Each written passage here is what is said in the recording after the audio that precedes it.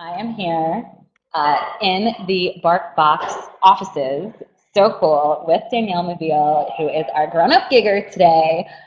She is the GM of Social Good, and we're going to talk about what that means and how she got that title. And she said, "Come to the office. It's so cool," and it is so cool. I kind of wish that we could show you around. There's like cubbies in the walls and a ping pong table, and it's really, really neat. So she's tweeting right now to let everyone know that we're here. And we're so excited to see you. So welcome, welcome. For those that are new to Grown Up Gigs, and maybe to me, I'm Michelle Ward. I'm the When I Grow Up coach, and I help women discover what it is they want to be when they grow up and leave their soul-sucking careers and find work that's on purpose and fulfilling. And I started Grown Up Gigs as an interview series in early 2013, and I'm just so very lucky to know such inspirational women who are doing what they love and making it work. And Danielle is just one of those people in spades. She's the only person who I'm interviewing this month who is not an entrepreneur, and I think that you came up to me anyway because you are so passionate about what you do, and this is such a good fit for you. And I'm not someone that feels like entrepreneurism is the only way to do work that you love. So I'm so excited to have you here and tell your story. Thank you. It's exciting to be on a webcam again. Yay! Yeah, Danielle's past life, before she came to Barkbox, she was the seller education lead at Etsy. So you were on webcams. Yeah, every day. Constantly. Yeah, it was so fun. Constantly. Very fun. So we're back on a webcam, and you could see, for those who are new to Spreecast, I really am loving this platform because you can not only chat with each other, and I can not only put links for you guys to see, and as we start talking about stuff and things come up, we'll put the links up for you. But you could also ask us a question, and this is why I do this live. So, Danielle and I could have recorded this interview and I would have asked her all of my questions and have been selfish. But instead, I love the dynamic conversations. I love the questions from you guys. I don't save time for the end for questions. We break intermittently throughout the interview. So whenever a question comes up, do not be shy. Go to the submit a question button or even type it in the live chat. We could see it there. And when there's an actual break in the conversation, we'll be able to bring your question up and Danielle will be able to speak to it. And then you could, respond to it, chat with us. It's really a fantastic dynamic platform. So don't be shy. And feel free to even introduce yourself. Put a link to your own internet home in the chat so everyone can get to know each other. There's such wonderful community here. So that could be another great thing too. So, okay, the first question I need to ask you. Mm-hmm. This is I'm ready. This is legally, I think Serious? it's like in a contract somewhere. Oh yeah. Well, I have to ask you what you wanted to be when you grew up. Ah, right. I wanted to be an artist. Yeah, I always wanted to be an artist. Writer came in there a little bit. Writer, artist, making. I always wanted to make. Making things. Yeah. Okay. Yeah. So then take us through. That makes sense. That's very consistent with who you are now and kind of the path that you went on. Yeah. So how did crazy path? Yeah. Walk us through it a little bit. How did you find your way to Etsy, and what was your school education world kind of like? So my family, I have a really big family, and my mom has 8 brothers and sisters, and I was the first out of all my cousins, which maybe there's like huge family, that went to university. So my family really was excited about me going to university, but the whole time, so I'm from Canada, so we call it university. The whole time I really had a passion for making, and I wanted to find a way to merge like making things and having an income, because I thought being an artist would be really hard, so I wanted to be a jewelry artist. Okay. But I went to school for 5 years and took creative writing and film. And I tried both of those, and it just didn't fit. So I went back to school, and I did another 3-year course right after my college, and I did another college course and did jewelry making. And when I left that, I started working for jewelers, and I immediately was like running their studios and working with clients and helping with marketing. And it was really exciting helping someone run a business. And I would just sort of start off as the little shopkeep helper, and I'd end up like, oh, we're going to have a block party and a big sale. And like, that sounds like you. Yeah. That sounds like you. So I'd end up doing all these crazy things that I would just sort of teach myself. And then I moved to Detroit. I was doing this in Detroit, and I got laid off. Detroit's not the best place to have a job. So I just knew I wanted to make jewelry, and I put a few things up on Etsy, and I think within 20 minutes my first necklace sold. Okay, wait, what year was this? Oh, jeez. What year? This would have been 7 years ago. Okay. So pretty early. 2007? Pretty early. Did that right. And so that was really exciting, and I ended up in 6 to 9 months becoming full-time entrepreneur, creator. I was in 30 galleries, US and Canada, selling, like I think I had 1,000 sales in that time. In 6 months on Etsy? Yeah.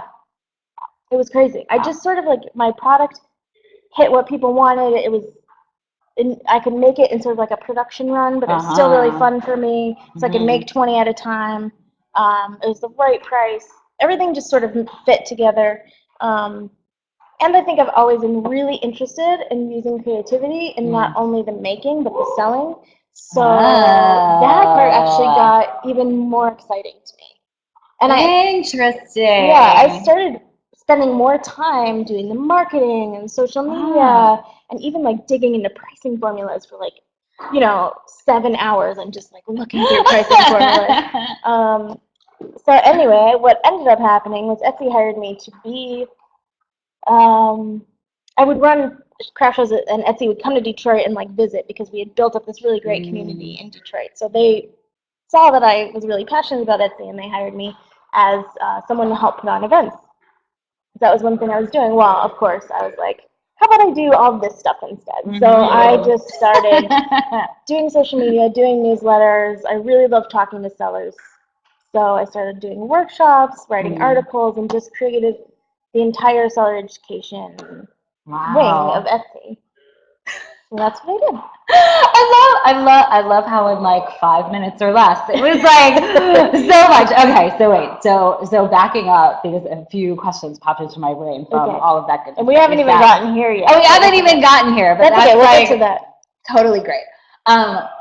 So getting to the point where you went from maker to I'm as excited, and then even like more excited about selling what I'm doing. Okay, so this is usually one of the top 2 biggest fears, roadblocks, blah blah blah, that I work on that I hear from my clients, and I think for people that are looking for and so committed to doing their passionate work, and to gender stereotype us as women.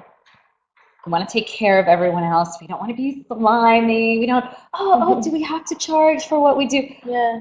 Could you speak to how you would suggest to get out of that mindset and see selling as something fun? Well, I definitely went through that myself. And when I started, I really underpriced my work.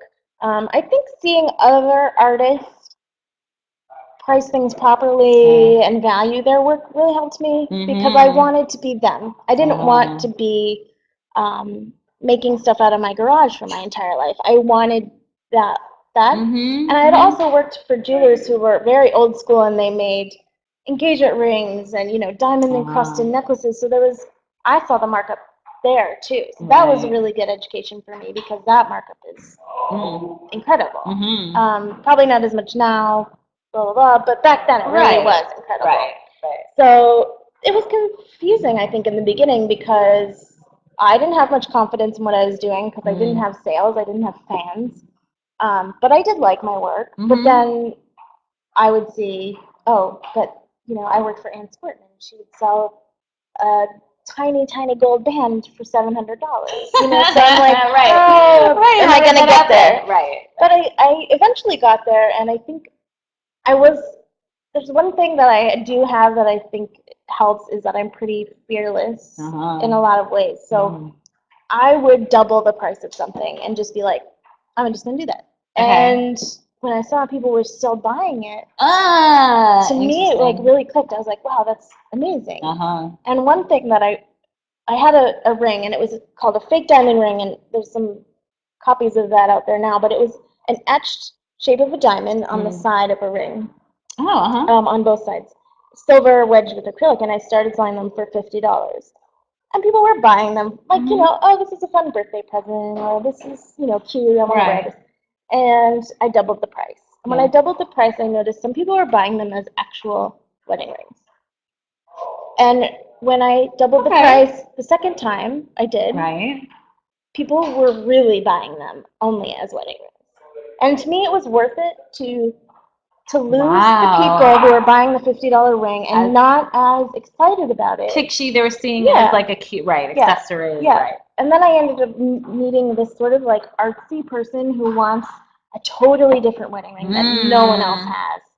So that, I think, really taught me a really, really important lesson. Right. Interesting. And from what I'm hearing too, and we've touched on this before with Grown Up Gigs, is that it's kind of an experiment, right? And the internet makes it really easy. So you double your prices and you could see what happens. And if it doesn't work, you could lower your prices the next week or the next month or the next day if you want to. Yeah. You're not in cement Yeah, forever. I think it's funny because a lot of the fears that I would hear as the seller education, a lot of fears that I would hear were just made up. So they would say, oh, but people are going to come back to me and say this. And it's like, well, they probably won't. You've made that up. But what if they did? So what if they did, right? We want to please everyone, so we can't even imagine someone not being pleased with the fact that maybe they bought a $200 ring and the next day it's $60. If you're saying you're paying. But I mean, you have to say, this is my business. I have to try this, and I'm sorry if some people don't like it, but this is what I have to do. I forget where I heard it from. I wish I did so I could credit it properly. But I read somewhere that unless you're uncomfortable with your price, it's not high enough. And you don't necessarily have to be so far out of your comfort zone to begin with. But if it feels good for you to say, this ring is $50 and you're not, and that doesn't cause a reaction in you, then it's too low. And I always say to my clients, try it out. Try saying my ring is $75. My ring is $100. My ring, and like, stop where it's just in that uncomfortability. So that's really interesting. Could you talk about some of the creative ways that you decided to start selling your jewelry and market yourself, which is what it really sounds like you kind of were transitioning into doing?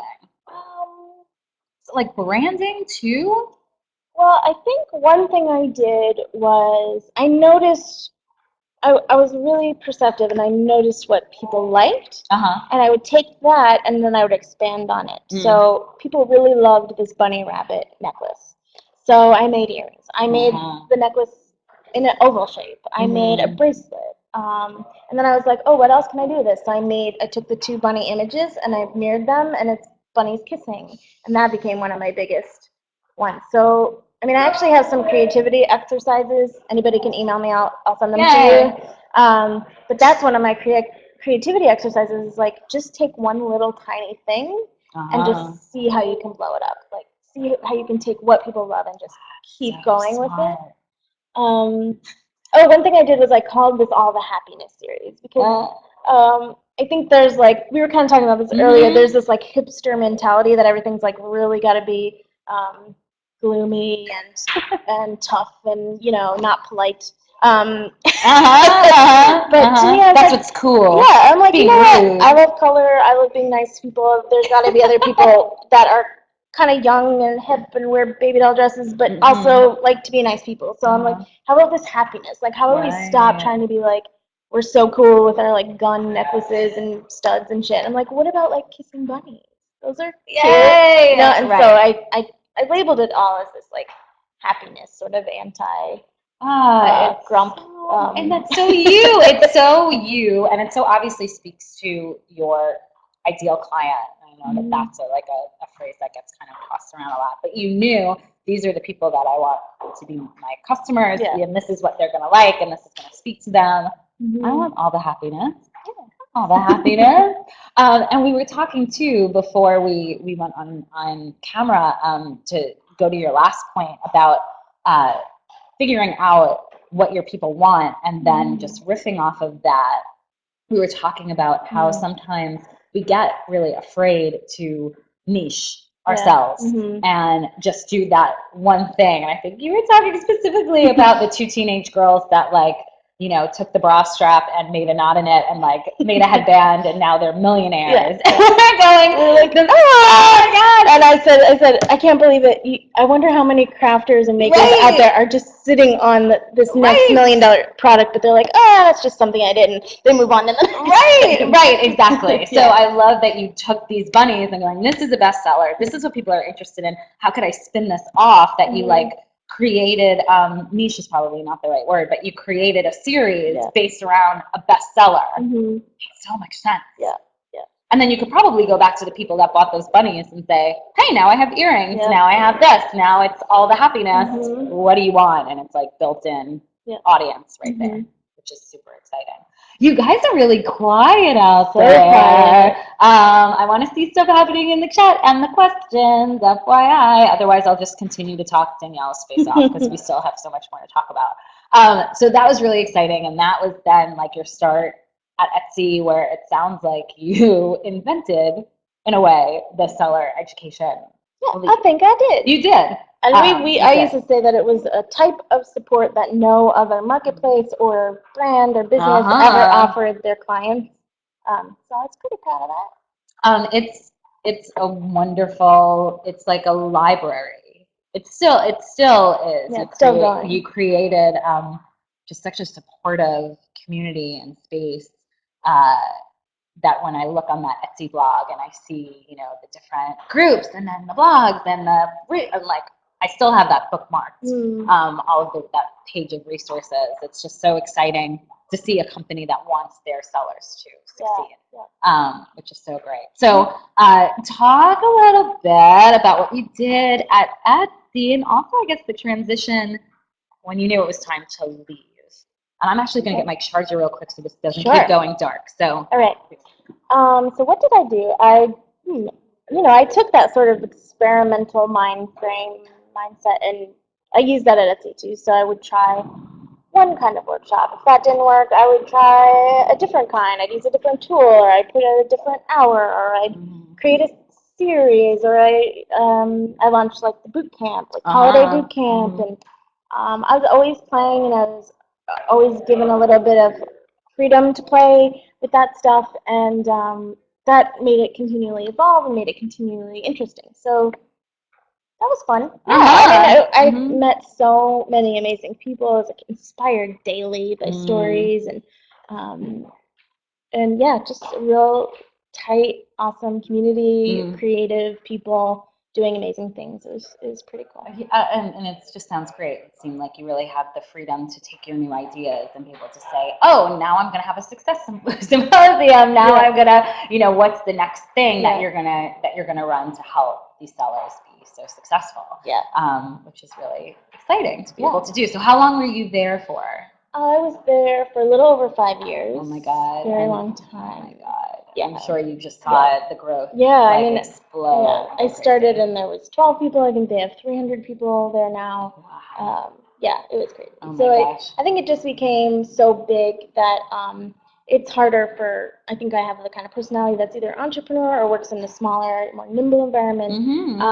I couldn't anymore have an idea and launch it the next day. Right. And to me, that was a little stifling. And, you know, when a company gets big like that, that's just naturally what's going to happen. But it just wasn't the environment that got me excited to go to work every day. Okay, so there was a shift. Yeah. There was a shift. And then you said, okay, I'm leaving. And you didn't necessarily have anything lined up. No, nothing lined up. Which I know is like probably the scariest, one of the scariest things that we could kind of do, and not say, but also very brave and very exciting. I remember us having dinner and me going, no, this is what you need to do for you, because you are so smart and still entrepreneurial and so committed to your own work. You were not someone that was like, I'm just going to go find the next thing and settle on the next thing. You would rather take your time. So could you talk a little bit about like what it felt like to kind of give your Oh my notice God. and what you were planning on kind of working on at that point? Well, I have a few blog posts that really get into this on my Gold School okay. website. We'll link to that. Maybe I'll link to that. that. So it really gets in deep to how my whole identity was who I was at Etsy. I mean, you know, you'd work there 12 hours a day, and people would know me. I'd go to a craft show, and people would know who I was, you know. And I wrote a newsletter that went out to 100,000 people. Like, I was Danielle that worked at Etsy. That's you were XO Danielle. Danielle XO. Danielle XO. So, yeah, to leave was like, well, an identity. Yeah, it was like everything that I had been for 5 years. And like cared about, was passionate about, not everything, but was just like, woof. You know? And, you know, it came with like a lot of stress and a lot of different things that any kind of job or like group of people come with, and it was just like a clean slate, nothing was happening. Like, I don't know, I needed that moment of peace. I don't think I could have gone from that job to another job. I really needed like this kind of 3 month breathing, like thinking, just chill time. Is it hard to explain? No. I love it, and I don't think it needs to be explained more than that. I think it just goes to show that everyone has their own comfort level, and everyone kind of has their own breaking point in a way too. Where I think we're told, you know, you work at Etsy for 5 years, you're in, you know, this very prestigious position, and we're in a recession. I want to put that in quotes. It's not in quotes. I don't mean to minimize the recession, but I do think like people using the fact that it's a down economy as a reason to stay and soul-sucking, energy-draining jobs is bullshit. So, you know, I love hearing your story, because it was like, you know, I needed those 3 months, and I was okay taking those 3 months. And, you know, you had a network of people, and I would think to trust in yourself and what you built for the jewelry company, what you built for Etsy, and knowing like, oh, I could do this again for myself, for another company, but let's take a break and recharge. Oh, Arwen has the link to your blog. But thank you, Arwen. Thank She's you. a good Googler. Yeah, I mean, it was terrifying. I didn't know if I was successful because I worked at Etsy, or a part of Etsy was successful because I was there. I really didn't know, because I was never not part of that. And I think that actually really played in the last year working there. It really was on my mind, and it really was something that I was confused about. And that's why I'm really excited to be where I am now, because I'm not confused about it. And when you take a step back from something, you do see like, oh, I did this, and it was good, and I did good. You know? Yay. And I don't think through that whole time I ever really felt that I was doing as good a job as I know I was doing. Hindsight is 20/20. Is that the saying? Whatever that means, but it's true. Looking back on it. So in those 3 months, refresh my memory. Those Creative Little Beasts. Did you launch that kind of right away? And this is a website now that Danielle just told me today that she decided to take down fairly recently, because she's like, this is not what I'm doing. I'm here fully at Barkbox, and so it's exciting. We'll be talking about that decision too. But Creative Little Beasts, will you describe, you know, what it was and what you kind of put together for yourself? So I loved working with the sellers at Etsy. I love working with creative people. Creative Little Beast was what I thought I really wanted to do, which was be like a coach, like a consultant, like help continue doing what I was doing, but on my own. And what I thought could be exciting about this would be expanding it to like musicians, you know, actors, writers. Like I just saw like creative people, that I worked well with creative people, and I wanted to work with you know, all different kinds. So I started that, and I started a podcast, which was the funnest part for me, was the podcast, and a newsletter, and all those things. And as I was doing that, well, I'll tell you, at the same time I was going down these two paths. So the day after I left Etsy, I had a meeting. I had 2 people who I emailed and said, hey, I'm leaving Etsy. They didn't work at the company, and I was like, I just want to let you know, here's my private email address. You know, we should catch up sometime. 2 people wrote back and said, you really need to meet with Matt Meeker. He founded Meetup, and he now has another company called Barkbox. So I've always worked in dog rescue. I've always been obsessed with dogs. Not always worked in dog rescue, but in the past few years I had done that as well on the side.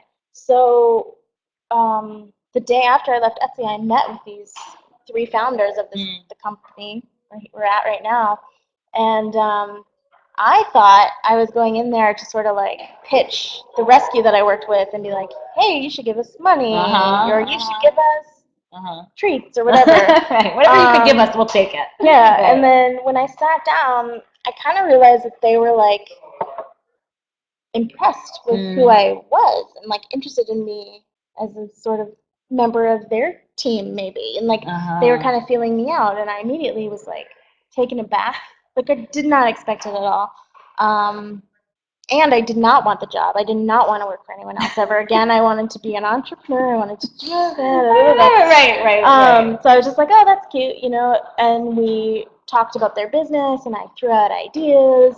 And they were like, oh my God, you should be like on the operations finance side. You know, we just kind of like had an open rapport. I wasn't afraid to meet these 3. I mean, one of them was like at MTV, the other one worked at Uber. Like there were I was sitting there having a conversation with 3 founders of a company, and we were sort of all on the same level and just praying and talking. And I had never been in like a meeting like that where it just all clicked. So when they asked if I wanted to consult with them, I think they actually asked if I wanted to join the team, and I was like, no. Talk to me in 3 months. So they said, well, why don't you just consult on this project with us? So I was like, okay, fine, I'll do that. Plus, it was like a little bit of money. Sure. And as I did that, you know, they were very funny. It was actually really cute because I'd say to them, like, you guys, it's like I just got out of a relationship. Like, I just got out of a relationship. I can't get in another one. You've got to give me some space. And we would have these, like, phone calls where we were talking about the project, and we'd end up talking about this. And I'd be like, listen, you want me to move in? And we just started working together. I mean, come on. So, it's moving too quickly, right? Yeah, it was cute. And we're not getting married next week, right? And they were so honest with me, and I was so honest with them. It was just, like, it blew my mind at how refreshing that was. And I just really loved working with them. And at the same time, I was trying to do this creative little beast, but there was a bit of it that I was pushing. I didn't want to edit the podcast and put it up. I didn't 100% want to put that newsletter. Like, and I was sitting there by myself. You know, I mean, you guys, if you work alone, you know. And I had worked 5 years with a bunch of amazing, creative, crazy people. And that office, and that food. Yeah, it was awesome. And then at the same time, I was kind of being romanced by these 3 founders, and I ended up loving them, all 3 of them, for different reasons. They're really amazing people. We had talked about that, blah, blah, blah. But anyway, I love them. So what made you change it? What made you decide to jump into bed with them? Well, honestly, like my therapist said to me, don't quite understand. These people like really love you. Like they're giving you. They gave me $15,000 and said, here, spend this. And I could come up with the project on my own. So she's like, that's kind of incredible. And I was like, yeah, you're kind of right. Like, I didn't realize that like a company could be like this. It was great, but I didn't realize this is like my ideal work environment with my people that I like click with, like. And dogs. Oh, the dogs. Yeah. So I didn't realize there could be a job out there like this for me. And, you know, I'm continually like pinching myself. So, yeah, I think I just was the timing was great. I made a sort of realization, something happened dramatic where I was going to move to LA. Something happened where I had to stay in New York. And it was like fate that I was like, okay, the whole universe is telling me. My therapist is telling me. It's time to jump in. Yeah. So and at that point so it was 3 months from the time or more than that? A little more than that, but yeah. So you had that time, well, it sounds like you had the time to be the entrepreneur that you thought you wanted to be, and you realized this is not me, this is not all it's cracked up to be, this isn't what I ultimately want for myself. So when you came here and you signed on to be a full-time employee, did you have responsibilities, the title, like what was that like? Because from what I remember us talking about, it seems like you created the title and the position, and that's so exciting. So if you could talk about that, that'd be great. Yeah, one thing that they still kind of do here is like if we find someone that's amazing, like we'll hire them and we'll find something for them to do. I mean, right. So they knew that, and I knew that I wanted to work with the rescues shelter side. So we give 10%.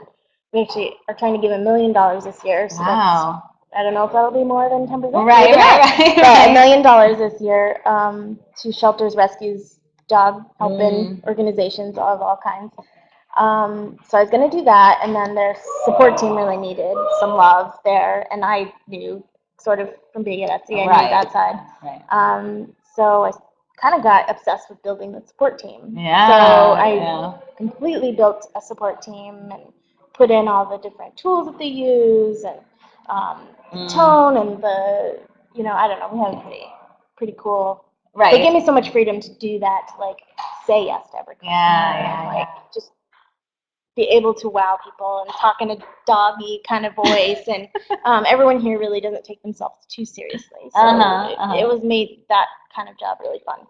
So I worked on that while also doing the shelter rescue stuff on the side, and now I get to focus purely on what we're calling social good.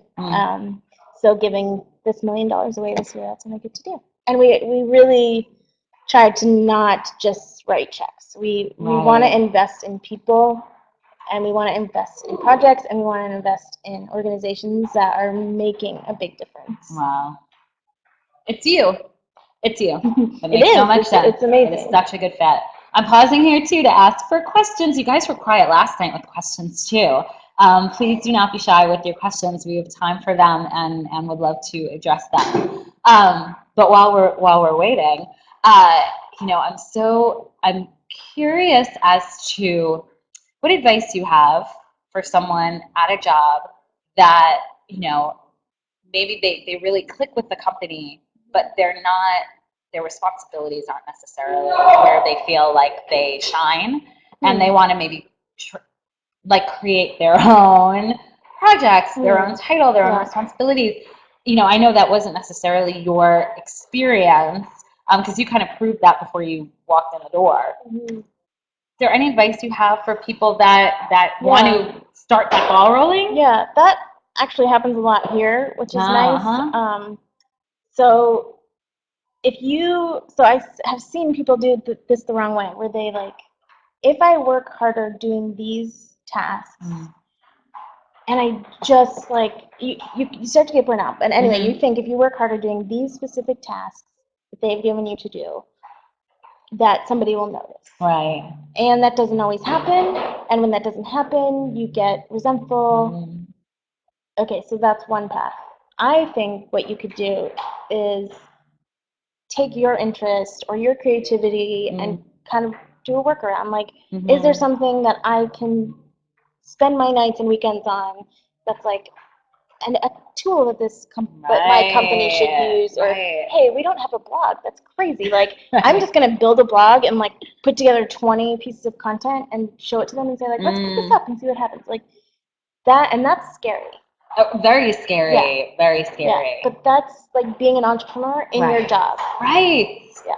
And that's happened here. Actually, the blog, our blogger now runs, and they have made the blog a company. Wow. So now she's the GM of the Barkbox, which is a company all on its own. And it started off as her just putting up a blog post every once in a while she worked on the support team.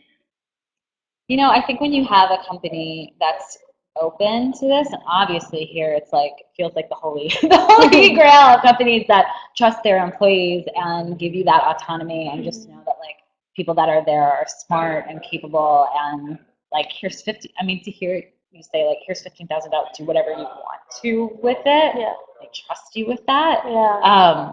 But taking that initiative and being able to present them, you have to pitch them. Yeah. You have to pitch them. Here's my idea. Here's what I want to be working on. Here's what I want to be doing. Yeah. It's really exciting. Really exciting. So you recently, and again, questions. You guys are so. Does anyone have dogs? I know Maybe Arwen if has like dogs. we get a question, Oh, wait. Oh, we'll Cricket give them a left. bark box. Oh, she's here. But how about the first question? I'll send them a bark box. Okay. It Arwen's just going to takes ask one a question. person to like ask a question to get people to start. Arwen, who's my producer of Grown Up Gigs, she has 2 golden retrievers who are so sweet and are all over her Facebook page and talks about them all the time. So talk to us while we're waiting for that for a question. Carrie says, I grew up with dogs. I live in an apartment. I don't have one now. But while we're waiting for that question, you did just decide, let's shut down Create a Little Beast. Mm-hmm. It seems like it wasn't necessarily a tough decision for you. It wasn't. No, I didn't really feel bad about it.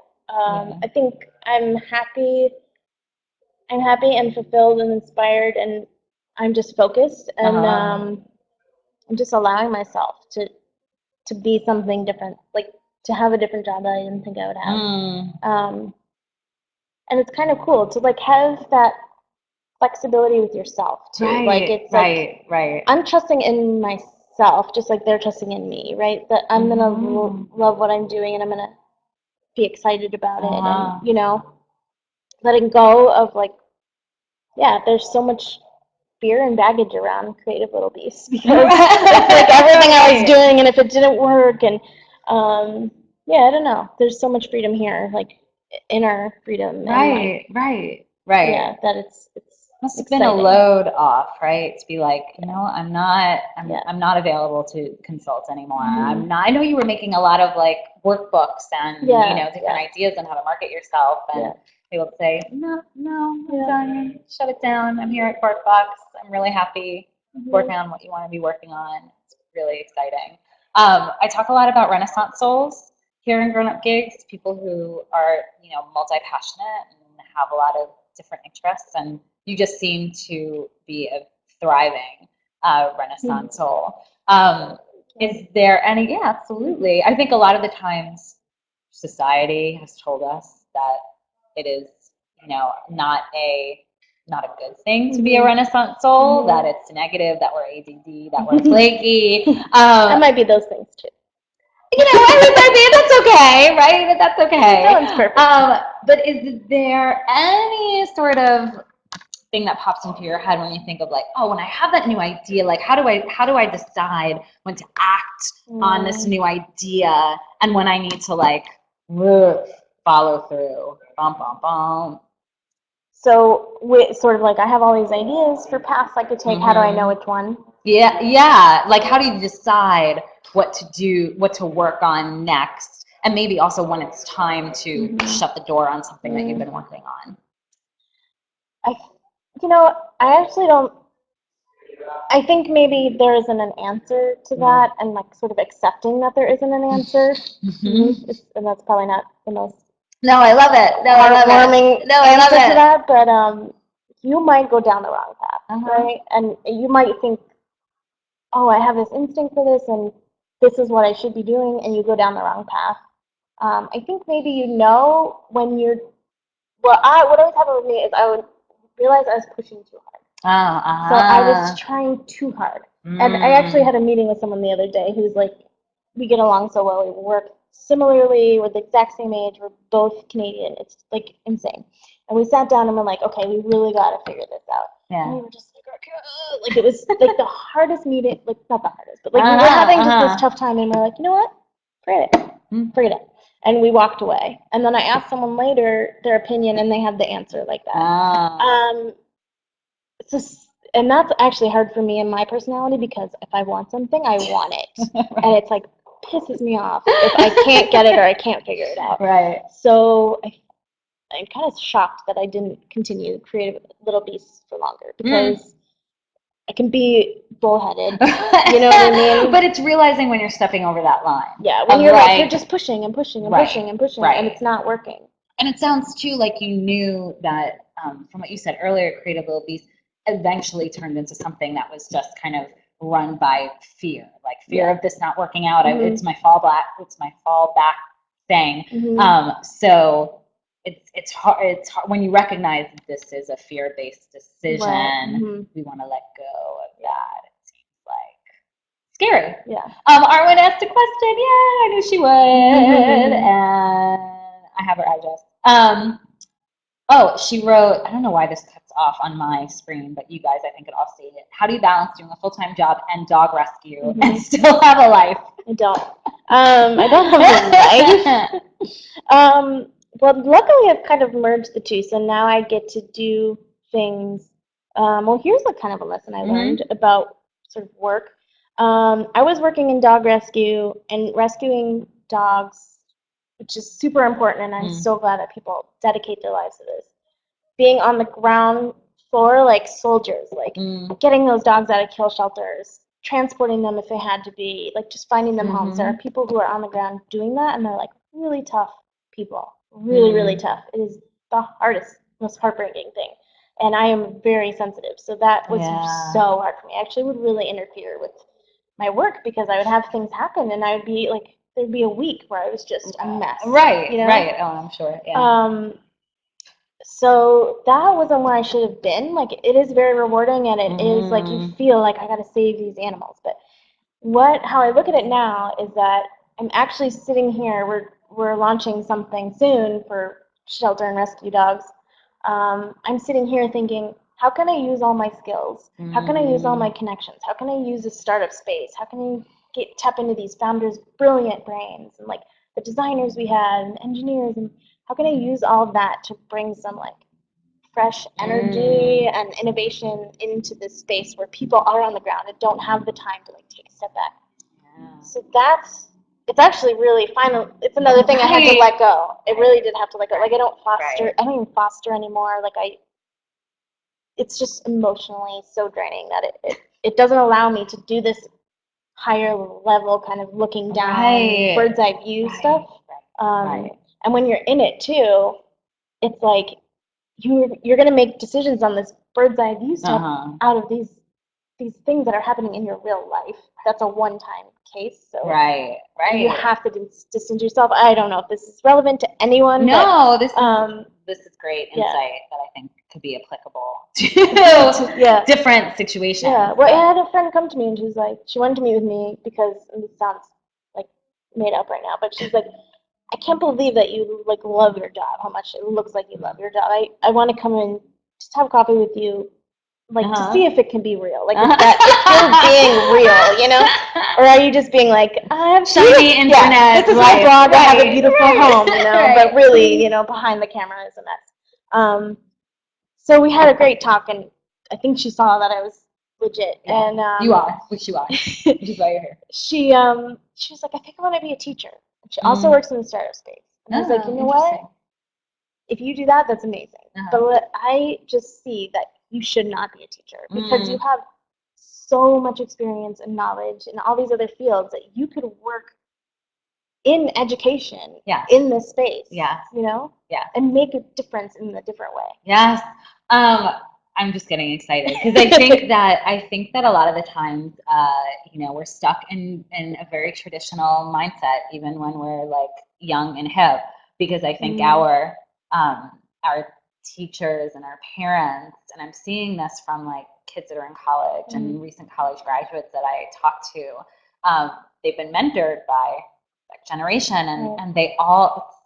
I went to a college to speak, and I spoke to a dozen honors undergraduate juniors, women. So they were all, you know, 21 years old, and we went around, be like, okay, what are you doing when you graduate? Finance, advertising, doctor, another advertising, and then there was one woman who was like, I want to be a nurse, but I want to be a nurse in Thailand so I could work with sex trafficking victims. And I'm like, and I couldn't imagine there was no entrepreneurs, there was no, so hearing the talk that you had with this young woman who said, I want to be a teacher, which is great and reputable and wonderful, to me is also like, oh, that it's a traditional way of thinking, and it's the safe way, and it's kind of the old school way, and hearing you encourage her to kind of think out of the box, that a career like you have and what I do, that I still look around me and like go, I get paid for this? I get, what? I'm able to be a creative career coach for my job? How is that possible? I think that it does come from thinking outside of the box and being able to say, just because you have these skills doesn't mean that you fit into this traditional box of teacher, lawyer. That was the other one that came up in that college. Teacher, lawyer, accounting, finance, advertising. Dentist, I bet you all those people will not end up doing any of those things. Right, exactly. Well, and you just kind of go, what? I guess I just figured, the 21-year-olds who are just brought up on Facebook and the internet, like see these possibilities, but from what I hear, what they hear from their guidance counselors and their parents and their teachers are like, no, artists can't make money and writers can't make money, and you can't, if you go the corporate route, it's gonna be, you better put a suit on and like, put yourself into this square little hole. Yeah. So that's really hard and interesting. You guys, we have time for like one or two more questions before we wrap up. And while we're waiting, if you guys have any questions, it's just so quiet. But we're still so thankful to have you guys here. I think what's so magical, for lack of a better word, about this particular job for you in this company is that it's your passion. It's your personal mission statement. It's in a field that you are just, live and breathe. Yeah. To an annoying degree. Yeah. For everyone who follows me on Instagram. Sorry. What I think I want to like highlight too, and I want to make sure people heard this because it's still sticking in my brain. What you said earlier, like you emailed people when you were leaving Etsy and just said, "Hi, I'm leaving Etsy." Like you didn't say what you wanted, you didn't say what you were looking for. You just said, "Here's my personal email address. Let's catch up sometime." And because you all like people think of Danielle and they think of dogs. Like immediately someone made the connection, oh, you need to talk to this person, brought it in. Is there any advice you could give for someone who kind of feels like maybe the dog's their hobby, or maybe like what's their passion that's not really a job, but how could they get into that field? You know what I mean? Yeah. I mean, I think one thing, somebody said this to me once, and it was so very like guidance counselor. It was like, oh, you want to do that? Well, why don't you call a lawyer and say, can I hang out with you for a few days? I was just telling someone else. I don't know. I think you can ask people. It's one thing that, so I had an interview before, it was on a panel. And I was like, what's one tool? Like, what's one thing, website or tool that you use that you think like really gets you places? So they went down the panel, and then my answer, I'm like, I know what it is email. And it's like writing so smart. a great email. So smart. It's like it's you, it's your voice, it's quirky, it grabs people's attention. And I sort of like every email I write, I'm a little crafty with it. Like I'm very like you're going back to having fun with marketing. Yeah, it is. Like I'm like, you know what? I want people to know who I am. Like we're pitching this idea to a photographer, and he's really cool, but then he brought his agent in to talk about it, and they're like, oh, okay, what are your specs, and can you send us a mood board and a deadline, and and that's just not how we roll. We're all really laid back here, and we're all really like, let's work together, this is exciting, what are we gonna do? You know what I mean? Yeah. And that agent just came in and was like, so I captured the email back. Actually, they haven't written back, so I don't know if it still exists, but I was like, hey, I've been dreaming about this project.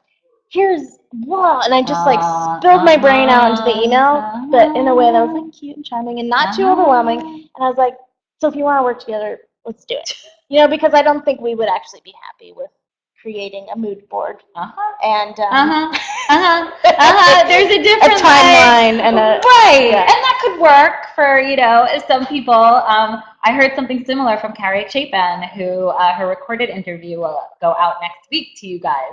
But it is sometimes just that simple of being like, I have an idea. Like you get clear on what it is you want, what you want to be working on, and then you open your mouth and tell people about it. And so I love that. It doesn't have to be Pinterest and Instagram and Twitter and blah blah. It's reaching out to the people that to say, this is the idea I have. Like, who wants to be part of it? Or do you know anyone that wants to be part of it? Or like, what do you even like? What's your opinion? Right. You've kind of been there. Like, what do you think? Like, everyone's afraid that you're trying to get information from them, or you want something from them.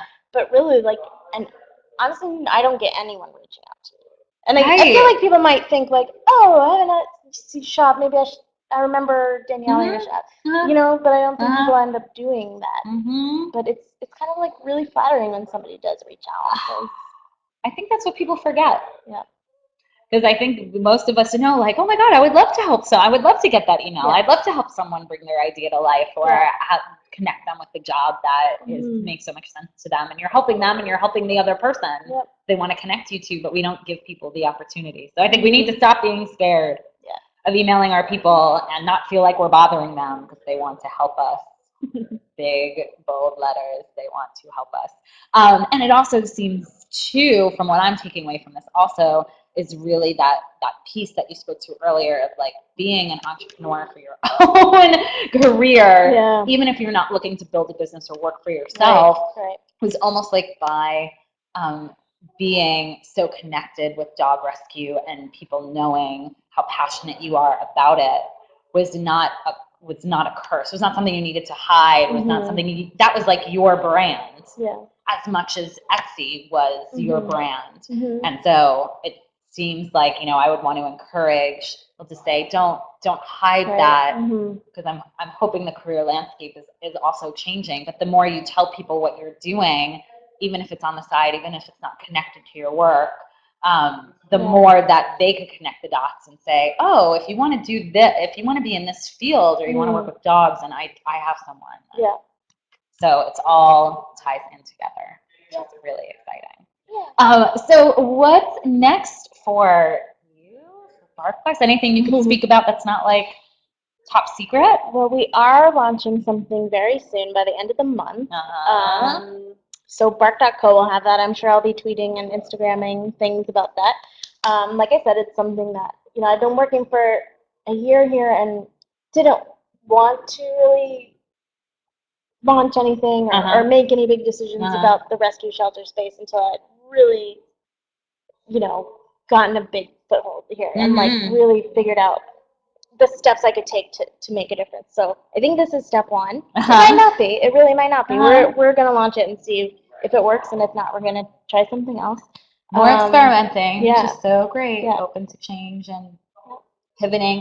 Give everyone your Twitter handle and all that good stuff. Sure. Because I was sending out the creative little beast information, which now is gone. Right. So it's Danielle XO is still my Twitter, and Danielle Maveal is my Instagram. And you have Facebook pages and Instagrams for your dogs. For my dogs, yes. That's so cute. Oh, Eugene is on Instagram because everyone says, "Oh, Eugene." and this Cricket Bean. Oh my gosh, this is my Cricket Bean. Oh, Cricket is so sweet. Cricket is so sweet. Cricket Bean has her own Facebook page. It's really exciting. It's really exciting. I think we're going to wrap up there, guys, unless there's any last-minute questions that come in. This just seems like a really great ending point. And I'm really, really super excited to be in your inboxes tomorrow afternoon with a recorded interview with Andrea Owen, who is a life coach and a published author. She's at the site yourkickasslife.com. There's still 2 more weeks of grown-up gigs goodness left, which like I cannot believe, which is so exciting. And if you want to find out anything more about me, I'm at whenigrowupcoach.com, and if you do /GUG, you'll find more grown-up gigs goodness. And I'm also accepting new clients to start with me in May. I've been on like wait lists for months and months. So if you are interested in working with me one-on-one, just head to whenigrowupcoach.com and click on coaching and check it out. And she coached me. Yeah, that's it. Over drinks. That's it a little bit. We might have had a little dinner, a little coaching, a little wine, I want to show you that Danielle has had wine too this whole time, but I've like, this is her and this is me. You've been doing most of the talking, I was just more prepared. We'll take care of that. Thank you guys so much for being here, and I will see you tomorrow in your inboxes. Bye. Bye, everyone. Thank you, guys. Thank you.